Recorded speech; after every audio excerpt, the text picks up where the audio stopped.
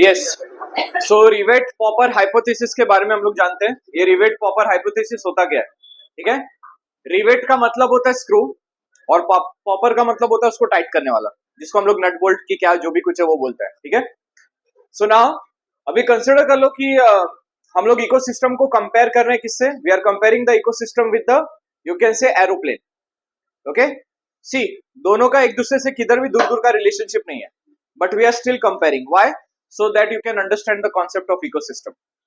सो हम किसको कंपेयर कर रहे हैं? हम इकोसिस्टम को कंपेयर कर रहे हैं एक एरोप्लेन से। जैसे एक एरोप्लेन में बहुत सारे नट बोल्ट्स होते हैं, ठीक है, या फिर बोल सकते हो कि स्क्रू होते हैं। उसी तरीके से एक इकोसिस्टम में बहुत सारे स्पीशीज होते हैं। ठीक है, अभी कंसिडर कर लो, मैंने क्या किया? मैंने उस इकोसिस्टम का एक नट बोल्ट ढीला कर दिया, फिर निकाल के हटा के फेंक दिया। ओके, मुझे कोई लेना देना नहीं उससे। तो वो सिचुएशन में क्या होगा? वो सिचुएशन में क्या aeroplane on the spot crash हो जाएगा? Answer is no. ठीक है, there are a lot of lakhs of millions of nut bolts are there in that aeroplane. एक के जाने से क्या हो जाएगा? कुछ नहीं बिगड़ेगा। ठीक है, बट कहीं ना कहीं इन फ्यूचर में एक नट बोल्ट के न होने से उसके आजू बाजू वाले जो नट बोल्ट्स हैं उसके ऊपर प्रेशर क्रिएट होगा। क्यों? क्योंकि इंपैक्ट जो वन नट बोल्ट का था, वो नट बोल्ट ना होने की वजह से उसका इंपैक्ट जो है ना पूरे नट बोल्ट पे जाएगा और बाकी सारे भी ढीला होना स्टार्ट हो जाएंगे। ठीक है, इसी तरीके से इकोसिस्टम में नाउ कंसीडर कि मैंने एक स्पीशीज को एलिमिनेट कर दिया। मेरे पास वो क्या बोलते हैं, थैनोस का कुछ वो स्टोन है, और पूरा का पूरा एक स्पीशीज को क्या कर दिया? गायब कर दिया। ओके, सो वो सिचुएशन में क्या होगा? वो सिचुएशन में ऑन द स्पॉट सारी की सारी स्पीशीज गायब, और वो स्पीशीज गायब होने के बाद धीरे धीरे you will be able to understand the impact. आपको पता चलेगा कि भाई उसका नुकसान क्या हो रहा है। नाउ कंसीडर कि जो डोडो पूरे के पूरे गायब हो गए, ठीक है, दे आर टोटली एक्सटिंक्ट। तो वो सिचुएशन में क्या हुआ? जो डोडोस को खाने वाले एनिमल्स थे वो भी धीरे धीरे एक्सटिंक्शन की कगार पर चले गए, या फिर डोडोस जिनको खाता था उनका पॉपुलेशन ट्रेमेंडसली बढ़ गया। क्यों? क्योंकि अब तो उनका प्रेडिशन हो नहीं रहा है। ठीक है, तो जब शिकार नहीं होगा तो definitely population is going to be enhance. तो ये क्या बताता है? ये बताता है कि कोई भी इकोसिस्टम में हर एक स्पीशीज अपना कोई ना कोई रोल प्ले करती है। फॉर एग्जांपल, आप किसी भी स्पीशीज का एग्जांपल ले लो। ठीक है, we can take the example of mosquito.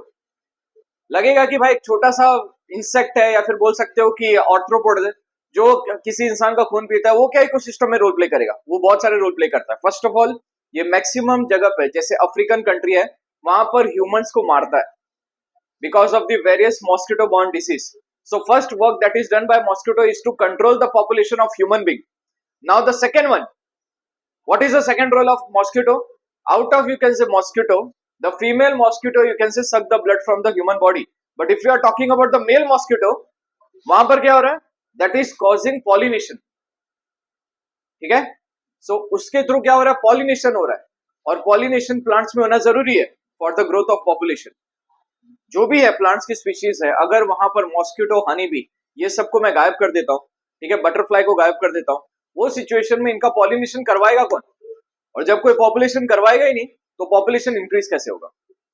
So that's why the pollination is necessary, and for the pollination purpose we required pollinator, and mosquito is very important pollinator of our ecosystem. Indirectly हर एक बंदा जो है ना अपना important role play करता है। हाँ, सीधी सी बात है कि हाँ, उसको कोई रिप्लेस करने वाला हो सकता है, बट जो रिप्लेस हुआ है उसकी तरह काम कर पाएगा क्या? Answer is no. ठीक है, so that is a concept of rivet popper hypothesis whenever we are comparing the ecosystem with the aeroplane. So during that case, what happened? If we, you can say, remove the one screw of, you can say, aeroplane, it does not show any kind of impact on the spot. But in future there are higher chances कि वो aeroplane crash पक्का होएगा। क्यों? क्योंकि एक screw के ढीले होने की वजह से उसका इम्पैक्ट जो है ना बाकी के स्क्रू पे आएगा, एंड डेफिनेटली एक टाइम पीरियड के बाद जो है ना वो एरोप्लेन खराब होगा, but it will take a time. Similarly, यदि कोई मतलब कंसिडर कर लो कि एक इकोसिस्टम में कोई स्पीशीज है, उसके ऑन द स्पॉट एक्सटेंट होने की वजह से ज्यादा कुछ फर्क नहीं पड़ने वाला। ओके, करंट सिनारियो में तो बिल्कुल नहीं पड़ने वाला, बट इन फ्यूचर क्या होगा? उसका कहीं ना कहीं इफेक्ट उसके प्रेडेटर पे या फिर उसके प्रे पे पड़ेगा। किसी का पॉपुलेशन इंक्रीज होगा, किसी का पॉपुलेशन डिक्रीज होगा। यही कारण है कि इकोसिस्टम को हमने एरोप्लेन के साथ कंपेयर किया। ठीक है, that is called rivet popper hypothesis. आप खुद ही सोच के देखो ना, कंसिडर कर लो कि मैं पूरे वर्ल्ड में से लायन, टाइगर और ये सबको, लिपर्ड को गायब कर दूं, तीनों स्पीशीज को एक साथ गायब कर देता हूँ। डियर है, जेब्रा है, विल्डरबिस्ट है, ठीक है, ये सब का पॉपुलेशन कितना फटाफट इंक्रीज होगा। तो ये रीजन है कि हर एक एनिमल कोई पॉपुलेशन को कंट्रोल कर रहा है, कोई ग्रासेस को कंट्रोल कर रहा है, ग्रासेस के पॉपुलेशन को कंट्रोल कर रहा है, हर कोई अपना इंपॉर्टेंट रोल प्ले कर रहा है इकोसिस्टम में। That's why every person of the ecosystem, every member of ecosystem is just like a screw. So whenever that screw is removed, definitely it will create a problem in a future. समझ में आया सबको? तो इसी को हम लोग क्या बोलते हैं, रिवेट पॉपर हाइपोथेसिस। एग्जाम में पूछा जाता है, दिया किसने? So the name of person is, that is a Paul Ehrlich. Okay, that is a person who has given the rivet popper hypothesis first time. And फिर बाद में उसके बाद हम लोग को क्या देखना है, हम लोग को देखना है कि भाई आज के टाइम पे जब भी मैं लेक्चर ले रहा हूं तो करंट सिनारियो में इकोसिस्टम का क्या हालचाल है। ठीक है, so the percentage is given there, आप ध्यान से देख सकते हो, यहाँ पर भी जो है ना परसेंटेज दिया है, you can see. Okay, non organism, उसमें से अगर आप देखोगे, so you bacteria, protist, fungi, plants and animals.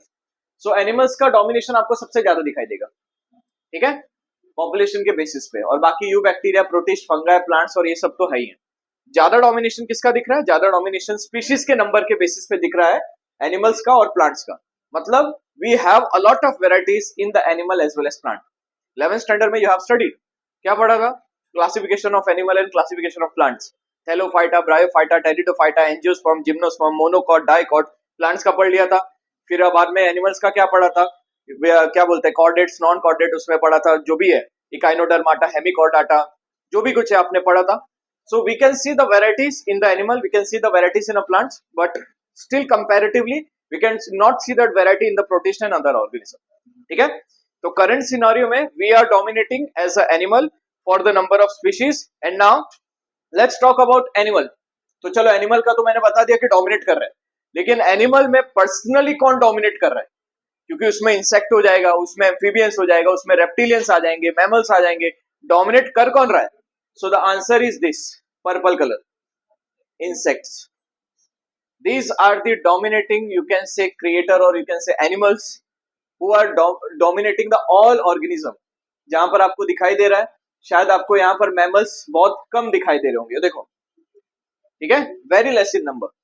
और बाकी इसके अलावा थोड़ा सा एराक्नाइड्स, जो कि ओशंस में पाए जाने वाले एनिमल्स है, फिर बाद में रोटीफर्स है, मॉलिस्क है, इनका पॉपुलेशन थोड़ा ठीक ठाक है, बट मैक्सिमम डोमिनेशन इंसेक्ट ने शो किया है।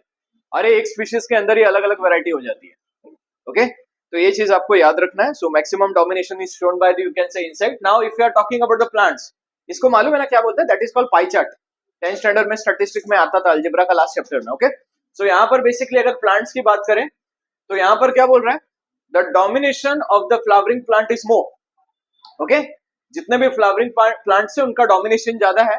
सबसे पहले अर्थ पे आया कौन था? सो ये लोग आए थे, फर्न्स आए थे।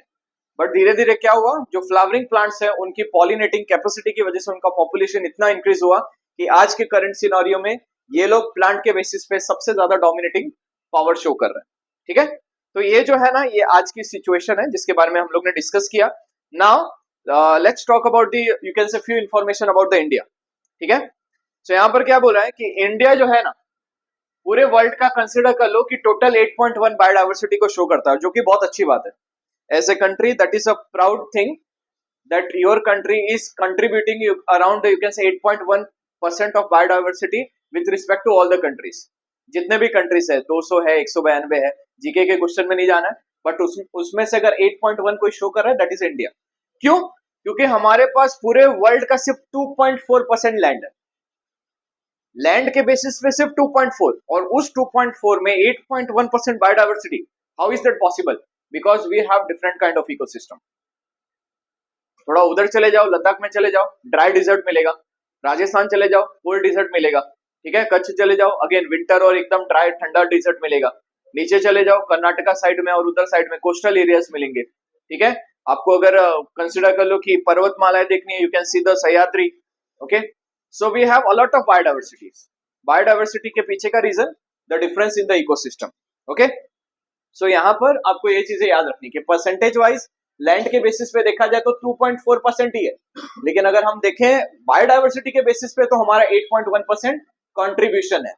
और हम लोग जो है ना, टोटल 12 मेगा कंट्री जहां पर बायोडाइवर्सिटी सबसे ज्यादा, उसमें से हम लोग एक है। ठीक है, सो अभी तक क्या बताया गया है कि नेचुरल वेल्थ की बात करें. Now if you are talking about the natural wealth, it can be, you can say oxygen, it can be a specific wood, it can be any kind of plant quality, कुछ भी हो सकता है.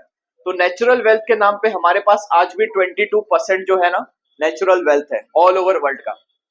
That's why we are still dominating to the world. ठीक है, ठीक है. चलो ये कंसिडर कर लिया कि बाइक महंगी बिकती है, कार महंगी बिकती है, आईफोन महंगा बिकता है, दैट इज एक्सेप्टेड. बट जो कंट्री में आईफोन महंगा बिकता है ना, उधर खाना सस्ता मिलता है, वहां पर खाना महंगा बिकता है. Today the condition of Canada, the condition of Russia is very bad. One of my student who went Russia for the MBBS क्या बोलता है, सर 100 ग्राम जो रहता है ना अदरक 800 रुपए का है. 2 बार सोचना पड़ता है एक वड़ा पाव खाने के लिए. उधर भी मिलता है vada pav, that is accepted, but 10 बार सोचना पड़ेगा कि भाई मैं वो वड़ा पाव खाऊं कि नहीं. इधर तो जेब में 10-15 रुपए रहे, चल जाके खा के आते हैं, वहां पर ऐसा नहीं है. ओके, तो ये चीजें जो है ना, ये चीजें क्या शो कर रही है, we have great agricultural sector. And why great agricultural sector, because we have different biodiversity. समझ में आया? ठीक है, अभी हम लोग now we have to see the loss of biodiversity. Loss of biodiversity मतलब the problem, the main problem today is what we are unable to maintain the level of biodiversity. हमको समझ में नहीं आ रहा है कि हम बायोडाइवर्सिटी में कहां पर गलतियां कर रहे हैं. ये सब प्रॉब्लम जो है ना यहाँ पर क्रिएट हो रही है. कुछ प्रॉब्लम्स यहाँ पर शॉर्ट में दिया है. Natural extension.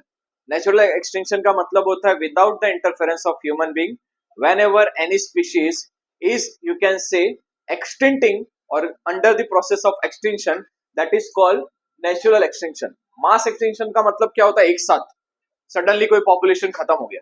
फिर बाद में होता है मैन मेड एक्सटेंशन, जिसको हम लोग बोलते हैं एंथ्रोपोजेनिक एक्सटेंशन, जिसमें ह्यूमन बीइंग का इन्वॉल्वमेंट होता है, जिसकी वजह से क्या होता है, बायोडाइवर्सिटी को नुकसान पहुंचता है. बहुत सारे एग्जांपल है, देखो ये सब चीजों की वजह से होता है. Few reasons are mention, just उसको अंडरलाइन कर लेना. वैसे तो ये 12th लेवल का क्वेश्चन नहीं है, बट फिर भी याद रखना चाहिए कि रीजन क्या क्या हो सकते हैं बायोडाइवर्सिटी लॉस के. यहाँ पर क्या बोल रहा है, the first thing is a forest fire. Next the second thing is earthquake, volcanic eruption. Man made reason में क्या होगा, हंटिंग. ओके सलमान भाई. Now settlement and then over exploitation and reclamation. Okay, अभी पता नहीं आगे का केस का क्या हुआ है, but still the people who are living in Jodhpur, उनको आज भी ऐसा ही लगता है कि मारा तो उसने था. ठीक है, तो ये सब जो है ना for the personal you can say satisfaction, if you are killing someone, that is not good, and that is the main reason behind what, biodiversity loss. ठीक है, चलो आगे हम लोग देखते हैं. यस, सो सबसे पहला रीजन जो है ना, इसको हम लोग बोलते हैं इविल क्वाड्रेट्स. ओके, क्वाड्रेट्स. तो हैबिटेट लॉस, फ्रेगमेंटेशन, फिर बाद में alien species invasion, over exploitation and को एक्सटेंशन. ये जो है ना कुछ टॉपिक्स है, मैं इसको पीपीटी के थ्रू आपको समझाता हूं, और उसके पहले आप लोग को अभी जितना पढ़ा है ना, kindly revise that. Quadrat. Okay, so एक नया कॉन्सेप्ट स्टार्ट हो रहा है, that is called loss of biodiversity for evil quadrats. Evil का मतलब क्या होता है, शैतान, एंड क्वाड्रेट्स का मतलब होता है 4. तो ऐसे कौन से 4 शैतान है जिसकी वजह से बायोडाइवर्सिटी का लॉस हो रहा है. क्वाड्रेट का मतलब आपने बचपन में ये 9th स्टैंडर्ड में पढ़ा रहेगा ना, क्वाड्रिलेटरल. किसी भी मतलब स्ट्रक्चर जिसके 4 साइड होते हो उसको हम लोग क्या बोलते हैं, क्वाड्रिलेटरल बोलते हैं. ठीक है, तो यहाँ पर the first we are going to see the first evil quadrant, that is your habitat loss and fragmentation. दोनों का मीनिंग अलग है. अच्छा, अगर बायोलॉजी की बात करें ना, तो फ्रेगमेंटेशन के कई मतलब हो सकते हैं. ओके, जैसे हिंदी में तुम लोग जब भी दोहा पढ़ते थे तो कनक कनकते 100 गुनी मादकता अधिका है. यहाँ पर एक कनक का नाम है सोना, एक कनक का नाम है धतूरा. So the word have different meaning. इसी तरीके से अगर हम बात करें कि हैबिटेट लॉस, तो ठीक है चलो उसमें तो पता चल जाएगा. फ्रेगमेंटेशन कैसे, अगर आप प्लांट में फ्रेगमेंटेशन पढ़ रहे हो तो आपको क्या समझना चाहिए कि फ्रेगमेंटेशन का मतलब होता है रिप्रोडक्शन, जो कि स्पाइरोगायरा में होता है. लेकिन यहाँ पर अगर हम फ्रेगमेंटेशन की बात करते हैं तो यहाँ पर हम बात किसकी कर रहे हैं, डिसोसिएशन.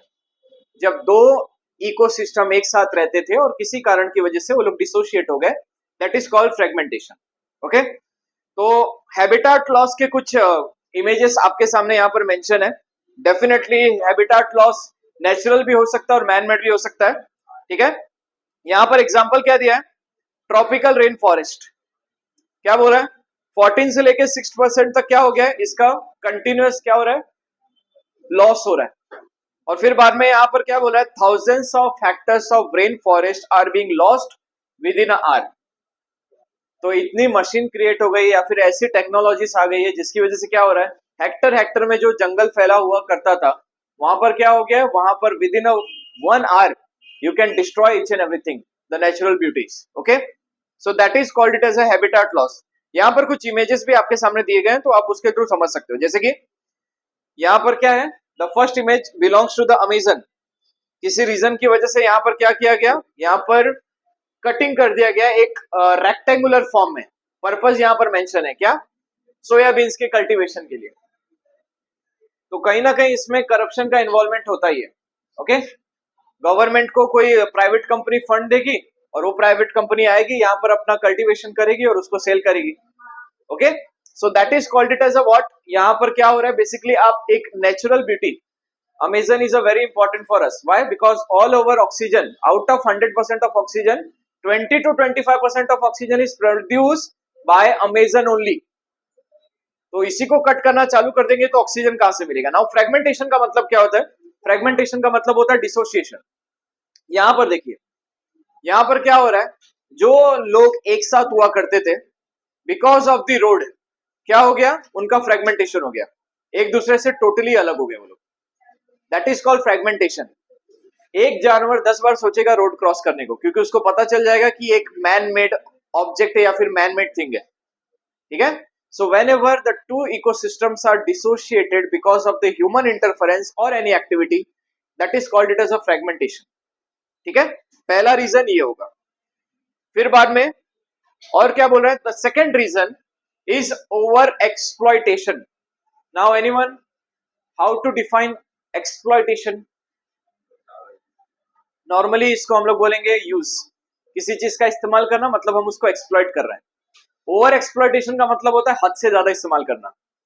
ठीक है, बहुत सारे अपने जो भी है वेदों पुराणों में लिखा गया है कि जितनी लकड़ी एक दिन में जलानी है उतनी जंगल से तोड़कर लानी है। ठीक है, लेकिन क्या है, इंसान की इच्छा हमेशा अधूरी रहती है। अरे 5 दिन का एक साथ तोड़ के लाता हूँ, 1 साल का एक साथ तोड़ के लाता हूँ, 10 महीने का एक साथ तोड़ के लाता हूँ। ये रीजन की वजह से क्या हो रहा है, we are over using that area, that is called over exploitation. तो ओवर एक्सप्लॉइटेशन की वजह से किसका ओवर एक्सप्लॉइटेशन हुआ, यहाँ पर आपके सामने कुछ एग्जांपल मेंशन है। The first one is a passenger pigeon. ठीक है, ये ओवर एक्सप्लॉइटेशन की वजह से एक्सटिंक्ट हो चुके हैं। अब पैसेंजर पिजन आपको कहीं पर दिखाई नहीं देने वाला। The second one is Steller sea cow. Steller sea cow का मतलब क्या होता है, स्टेलर से एक वर्ड याद आ गया, इंटरस्टेलर। ठीक है, इंटरस्टेलर का मतलब स्पेस होता है, लेकिन स्टेलर का मतलब होता है समंदर। तो ऐसा मतलब क्रीचर जो कभी समंदर में रहा करता था, वो ओवर एक्सप्लॉइटेशन की वजह से क्या हो गया, आज खत्म हो गया है। दैट इज एक्सटिंक्शन, ज्यादा यूज की वजह से। ठीक है, तीसरा वाला टॉपिक बहुत ज्यादा इंटरेस्टिंग है और आपके टेक्स्ट बुक में बहुत सारे एग्जाम्पल है। यहाँ पर क्या है, यहाँ पर आपको दिख रहा है कि एक फिश, ठीक है, बाहर से आई है। ठीक है, वो सब चीजें छोड़ देना, उसमें कुछ ध्यान मत देना।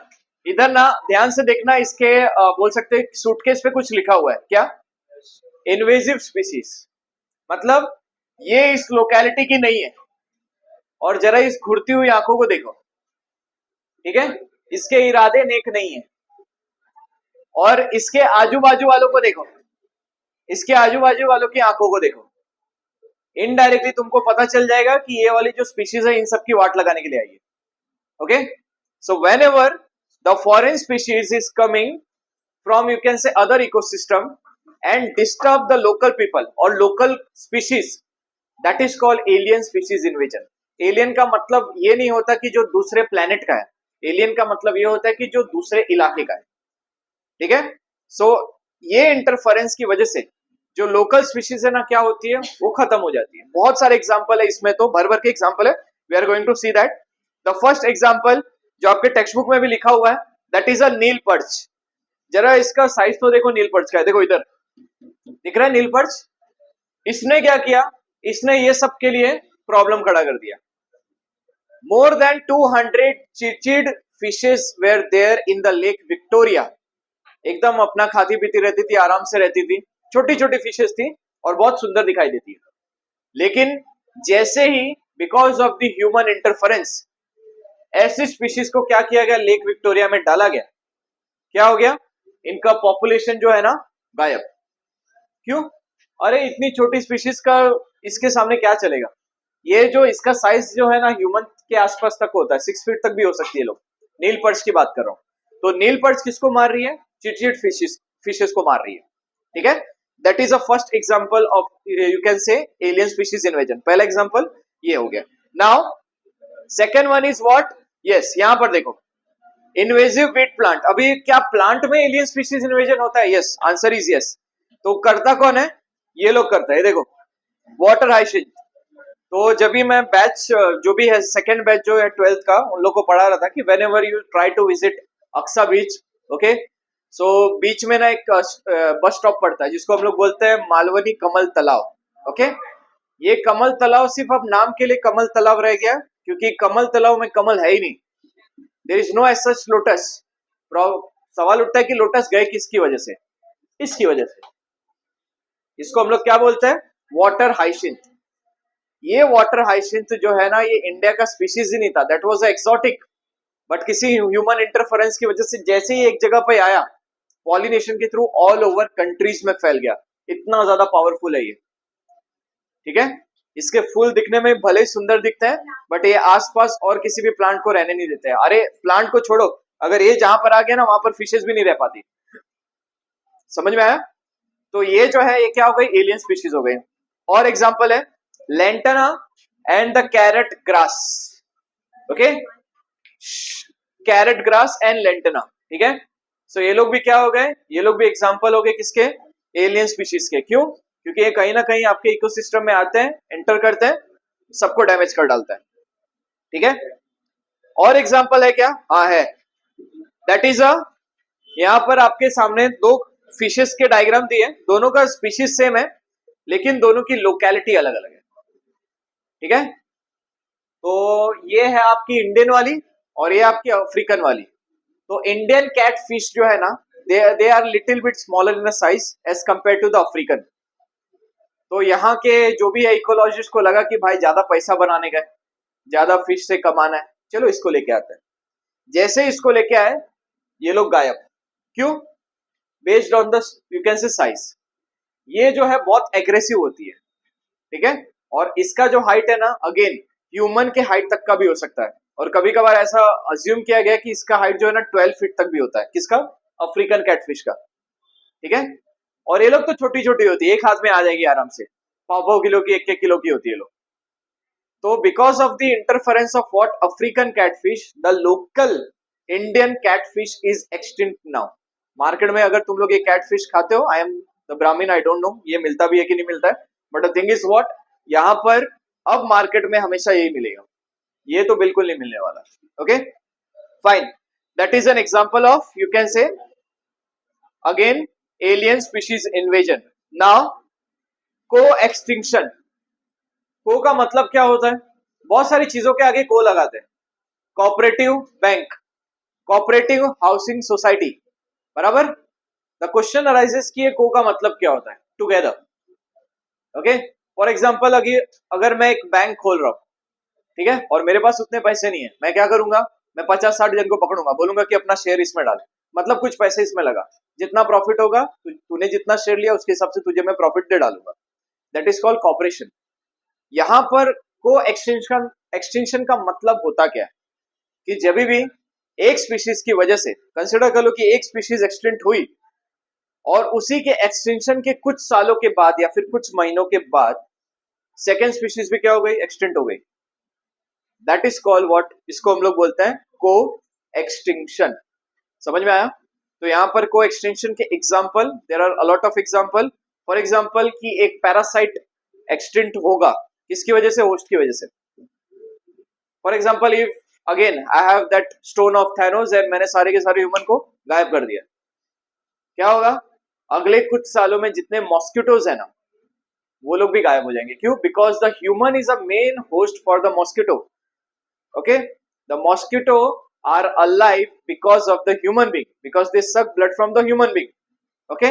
The anopheles female mosquito uses human blood for the nutrition of their egg, but अगर ह्यूमन ही नहीं रहेगा तो डेफिनेटली क्या होगा, पैरासाइट भी जाएगा. Okay, then similarly out of you can say plants or you can say honeybee, if I have remove anyone, मैंने प्लांट को हटा दिया, हनी बी मर जाएगी. क्यों? Because Honey bee is totally dependent on the plant for the food. उल्टा कर देता हूं, हनी बी को हटा दिया तो प्लांट भी मरेगा. क्यों? Because the honey bee is a main pollinator. Okay, तो कुछ टाइम के बाद क्या होगा, because of the you can say absence of honey bee, there is no pollination is going to take place and that is creating a problem for the plants. समझ में आया? So because of the one plants or you can say one species, the another species is start extinction, undergoing the process of extinction, that is called co-extinction. समझ में आया क्या? Okay, तो ये co-extinction का एग्जाम्पल हो गया. ओके फाइन, एक बार ये टेक्स्ट बुक में से रीड कर लो और फिर हम लोग आगे बढ़ेंगे. ओके, और मतलब क्या होता है, चलो अभी यहाँ पर ध्यान दो. कंजर्वेशन का मतलब है बेसिकली प्रोटेक्शन. ठीक है, protection in the sense what, जिसको हम लोग बोलते हैं कि किसी चीज को प्रोटेक्ट करना, एक पर्टिकुलर प्लेस प्रोवाइड करना जहां पर वो सेफ रह सके, that is called conservation. So there are, बाद में बात करो, there are 3 reasons: narrow utilitarian, broadly utilitarian and the ethical argument. ये टॉपिक में जाने से पहले ना इसका मीनिंग समझ लो. यूटिलारियन का मतलब क्या होता है? यूटिलाइज. यूटिलाइज वर्ड से बना है यूटिलारियन. यूटिलाइज का मतलब क्या होता है? किसी चीज को यूज करना, दैट इज कॉल्ड यूटिलाइज. तो हम लोग बायोडाइवर्सिटी को इससे इसके लिए प्रोटेक्ट कर रहे हैं बिकॉज हमें कोई छोटी छोटी चीजें इससे चाहिए. फिर बाद में ब्रॉडली मतलब ब्रॉड कॉन्सेप्ट में ये चीजें जरूरत में चाहिए, मतलब सच में हमें इसकी जरूरत है. एंड लास्ट में इथिकल. इथिकल का मतलब क्या होता है? इथिक्स, जिसको हम लोग बोलते हैं मॉरल. जैसे कि कंसिडर कर लो कि इथिक्स आप अपने लाइफ में हर जगह पे अप्लाई करते हो. कंसिडर कर लो कि मुसीबत के टाइम पे आपके फ्रेंड्स ने आपको 100 रुपीज दिया, तो नेक्स्ट टाइम पे आप क्या करोगे? चल कि तूने मेरी मदद की, मैं तेरी मदद करूंगा. That is called ethics. ठीक है, मोरल्स जो भी है उसको बोल सकते हो आप लोग. या फिर कंसिडर कर लो कि हर पर्सन ना अपना खुद का इथिक्स बनाता है. ठीक है, अब सोसाइटी की नजर में इथिक्स राइट है कि रॉन्ग है, वो उसके ऊपर डिपेंड करता है. फॉर एग्जाम्पल कंसिडर कर लो कि मंदिर के सामने से आपका चप्पल चोरी हो गया, क्या करोगे? दूसरे का चप्पल पहन के निकल जाने का. That is a ethics which is made by you. Okay, so ये इथिक्स का जो कॉन्सेप्ट है ना, एक इंसान से दूसरे इंसान वेरी करता रहता है. ठीक है, इधर ध्यान दो, दैट गर्ल ध्यान दो, इधर बाद में बात करो. सो नाउ यहां पर क्या है, नैरो यूटिलारियंस में हम लोग अगर इकोसिस्टम को या फिर बायोडाइवर्सिटी को कंजर्व कर रहे हैं तो क्यों कर रहे हैं, उसका आंसर यहां पर है. ठीक है, क्या बोल रहा है? क्योंकि बायोडाइवर्सिटी से ये सारी चीजें हम लोग को मिलती है. That is a you can से food, that is a firewood, fibers, you can say construction material, industrial material like tannin, lubricant, dye, resins, medicine. ये सारी की सारी चीजें हमसे हमें बायोडाइवर्सिटी की वजह से मिलती है. अगर बायोडाइवर्सिटी हमें ये सब चीजें दे रहा है, so that is our responsibility to protect the biodiversity. दूसरा रीजन क्या है? ऑल ओवर वर्ल्ड में जितने भी मेडिसिन बन रहे, कहीं कहीं सब मतलब बहुत से मेडिसिन में 25% जो मेडिसिन है कहीं ना कहीं उनका लिंक जो है ना आयुर्वेदा से कनेक्टेड है.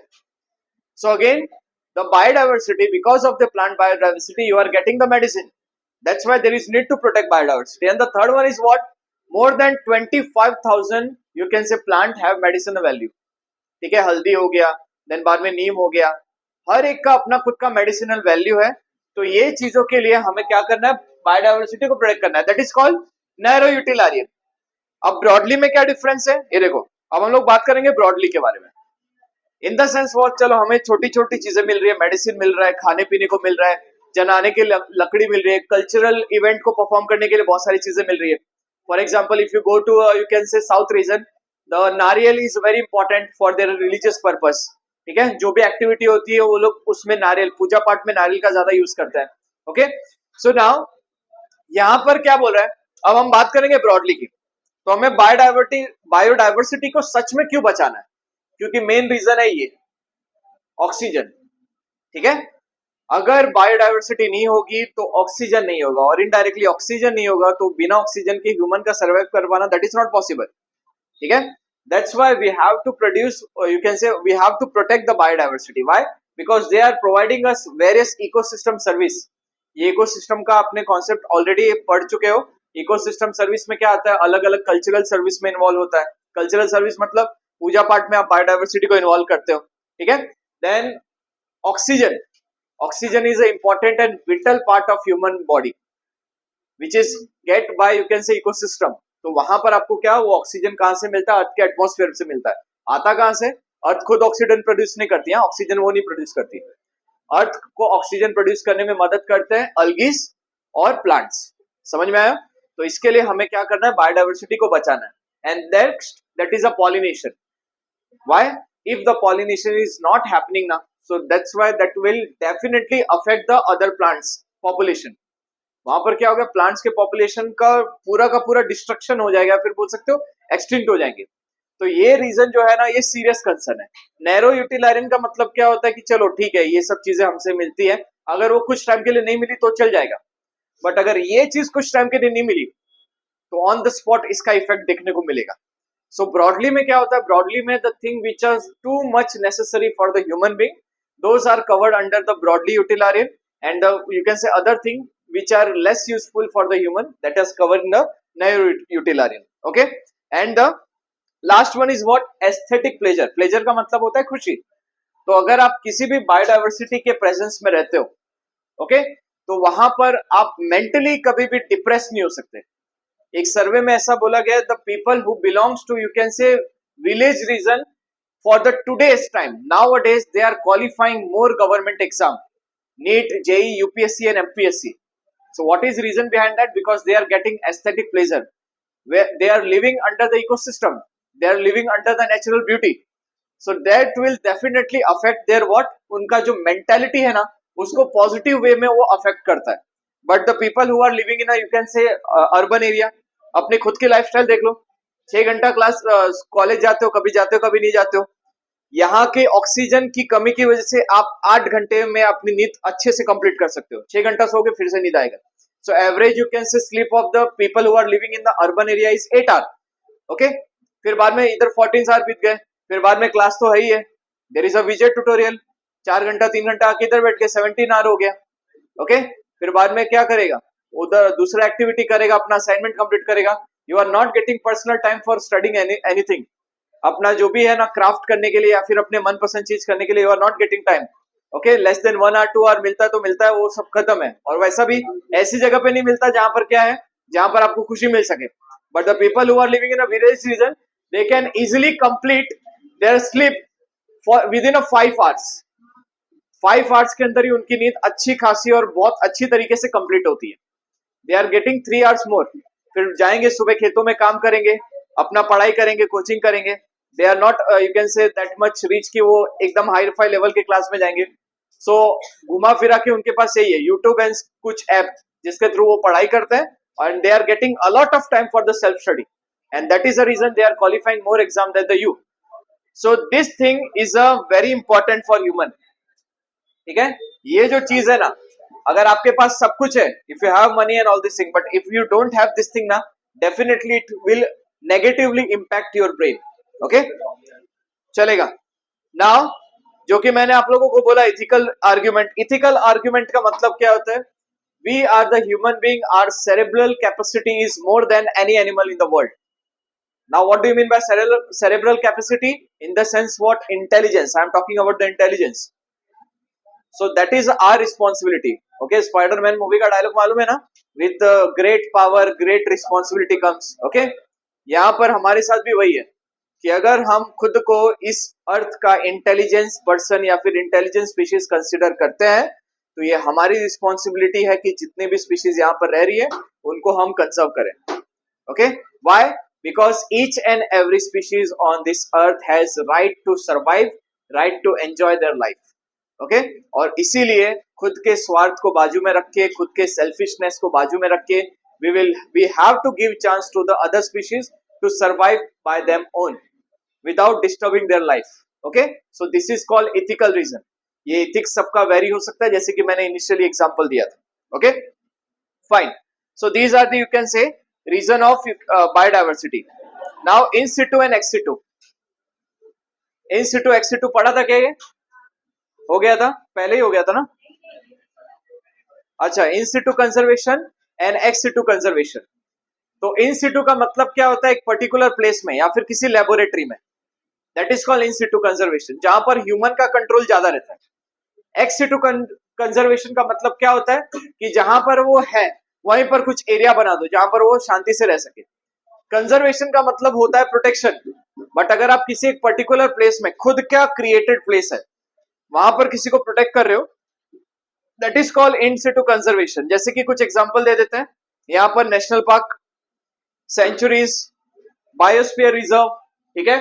देन बाद में कल्चरल लैंडस्केप, ये सारे के सारे क्या एग्जांपल है, ये सारे के सारे एग्जांपल है किसके, इन सिटू कंजर्वेशन के। जहां पर आप क्या कर रहे हो, एक पर्टिकुलर रिस्ट्रिक्टेड एरिया में आप क्या कर रहे हो, किसी भी प्लांट्स को या फिर एनिमल को प्रोटेक्ट कर रहे हो। तुम सोचेगा कि तुम अंबानी और अडानी और जाके नेशनल पार्क में बिल्डिंग बांधेगा, वो करेगा, that is not possible. Why? Because that place is preserve for them only, okay, that is conserve for them only, understood. So that is called in situ conservation. और यहाँ पर क्या बोल रहे हैं, ये दोनों हो सकता है, नेचुरली भी हो सकता है और कभी कभार इंसान खुद से भी ये सब एरिया क्रिएट करता है, ओके। जैसे कि अभी एक नया एरिया क्रिएट हुआ है, that is created by the, you can say younger son of Ambani, that is Vantara, जहां पर वो लोग क्या कर रहे हैं, एलिफेंट्स को प्रोटेक्ट कर रहे हैं, ठीक है। तो वो सब एग्जांपल हो सकते हैं इनडायरेक्टली। जब भी आपको पूछा गया ये सब आंसर जरूर लिखना।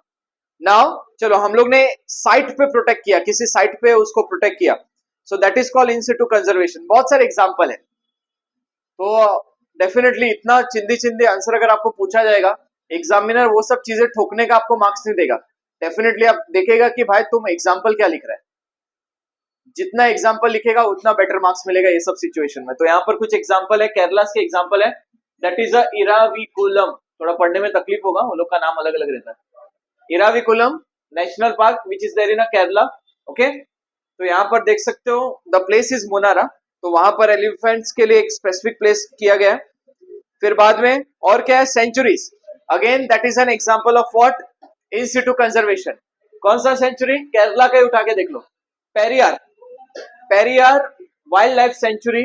यहाँ पर ये लोग क्या कर रहे हैं, अलग से एनिमल को प्रोटेक्ट कर रहे हैं, ठीक है। So on the site whenever you are protecting any animals, that is called in situ conservation. इसका जस्ट अपोजिट होता है एक्स सिटू।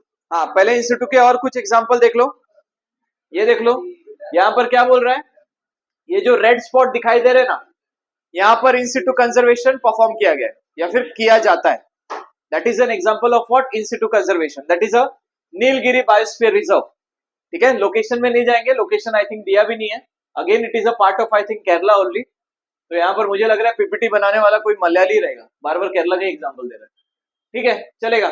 तो ये सब एग्जाम्पल जो है ना, you can write, fine. Seekers group, हाँ ये बताइए, सेकर्स ग्रुप्स के बारे में आपने 10th स्टैंडर्ड में पढ़ा है, वो चैप्टर में पढ़ा है जिसमें आपने जादव मोलाई के बारे में पढ़ा था। तो क्या होता है सेकर्स ग्रुप, कौन बताएगा? सेकर्स ग्रुप, हाँ बोल बेटा। हाँ, पवित्र स्थान है, चलो पवित्र स्थान, बहुत अच्छा बोला।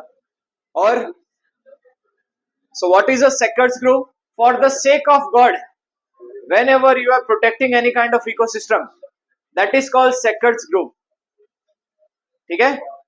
जैसे कि Kamakhya Devi, I think it is there in you can say Assam area, तो वहां पर आप प्रोटेक्ट कर रहे हो। गोवर्धन पर्वत मालूम है ना, क्या हुआ था, कृष्ण जी ने उठाया था ना अपनी कनिष्ठिका के ऊपर। So again you are protecting the Govardhan Parvat. अभी कहां पर है मुझे नहीं मालूम, बट इट एग्जिस्ट, आज भी एक पर्वत को लोग ने गोवर्धन नाम दिया जहां पर उनका प्रोटेक्शन किया जाता है, ठीक है। फिर बाद में बहुत सारे एग्जाम्पल है, जीवदानी ले लो ना, ठीक है। जीवदानी के आसपास ठीक है कंस्ट्रक्शन हुआ है, बट पहाड़ों के ऊपर मंदिर के अलावा और कोई कंस्ट्रक्शन आपको बहुत रेयरली देखने को मिलेगा। Again you are protecting any kind of, you can say mountain, for the sake of God. Vaishno Devi की बात कर लो, तो जहां पर भी आप अपने रिलीजियस लेवल पे अपने धर्म या फिर अपने कल्चर्स को प्रोटेक्ट करने के लिए क्या कर रहे हो, किसी इकोसिस्टम की रक्षा कर रहे हो, दैट इज कॉल्ड व्हाट, उसी को हम लोग क्या बोलते हैं, that is basically seekers group, ठीक है। गाना सुना था ना, तेरी झलक सेल्फी, ओके, श्रीवल्ली, ओके। वो कहां पर शूट हुआ था, आई थिंक तिरुपति के आसपास जो पहाड़ी एरिया है ना, वहां पर शूट हुआ था।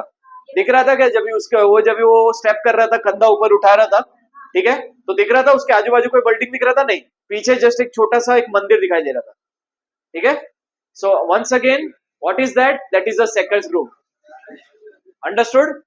So for the sake of God, whenever you are protecting any, for the sake of God, if you are protecting any village, any mountain, any area, that is called seekers group. बहुत सारे example यहाँ पर दिए गए हैं seekers group के. ठीक है, बस्तर हो गया, फिर बाद में चंदा हो गया, राजस्थान का अरावली हिल्स हो गया.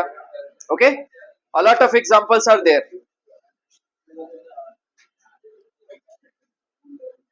Fine.